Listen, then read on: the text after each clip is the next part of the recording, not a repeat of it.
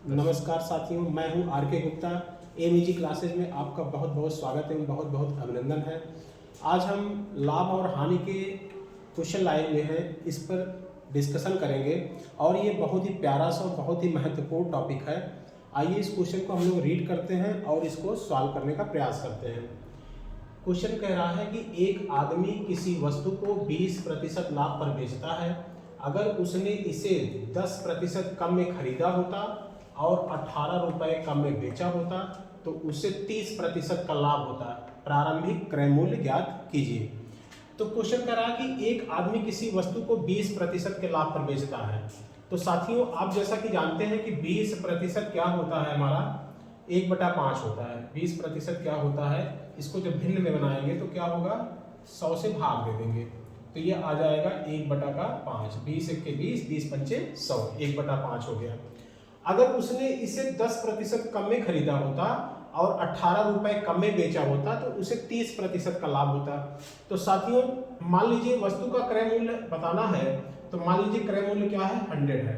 मान लीजिए वस्तु का जो क्रय मूल्य है वो क्या है, 100 है। अब इसको अगर 20% के लाभ पर बेचा जाएगा तो जैसा कि आप जानते हैं कि 20% क्या होता है, 1/5 होता है। और 100 का जब आप 1/5 निकालिएगा तो कितना आएगा, 20 आएगा। 5 से इसको भाग लगाइएगा, 20 पंचे 100, 20 आएगा। अब वस्तु का क्रय मूल्य 100 है, अगर इसको 20% लाभ लेकर बेचा जाएगा तो लाभ इस पर कितना होगा, 20 का होगा। तो वस्तु का जो है विक्रय मूल्य कितना होगा, सेल प्राइस कितना होगा, 120 हो जाएगा। वस्तु का विक्रय मूल्य कितना होगा, 120 हो जाएगा। तो यहाँ पे प्रॉफिट कितना हो रहा है, 20 का। तो फिर से देखिएगा साथियों, मान लीजिए वस्तु का क्रय मूल्य क्या है, हमने मान लिया कि वस्तु का क्रय मूल्य क्या है, 100 है। और इसको जो है 20% के लाभ पर बेचा जाता है। तो 100 का 20% कितना होता है, 20 होता है। तो जैसा कि हमने बताया कि 20% क्या होता है, 1/5 होता है भिन्न में, ठीक है ना।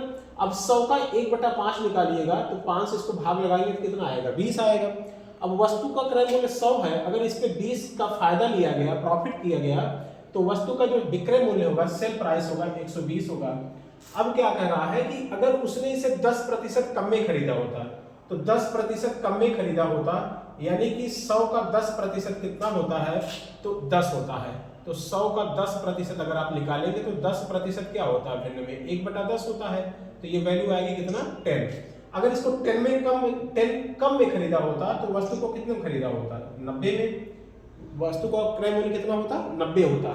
तो उसे 30% का लाभ होता। तो यहाँ पे 30% का प्रॉफिट होगा।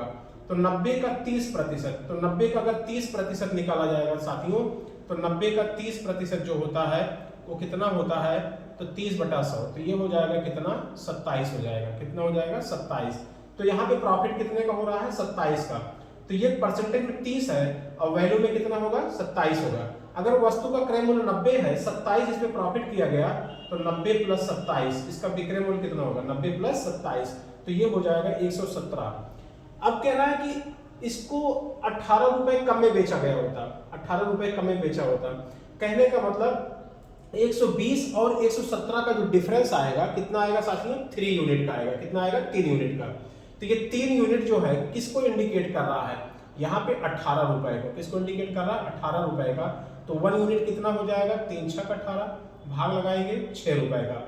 अब वस्तु का क्रय मूल्य पूछा गया है, वस्तु का क्रय मूल्य कितना है, 100 यूनिट है। तो 100 यूनिट की वैल्यू क्या होगी, 100 में 6 का मल्टीप्लाई हो जाएगा तो कितना हो जाएगा, 600। तो यहाँ पे बी ऑप्शन क्या होगा, इसका बिल्कुल सही जवाब होगा। ठीक है साथियों, तो हम ऐसा उम्मीद करते हैं साथियों कि आपको समझ में आ गया होगा। धन्यवाद।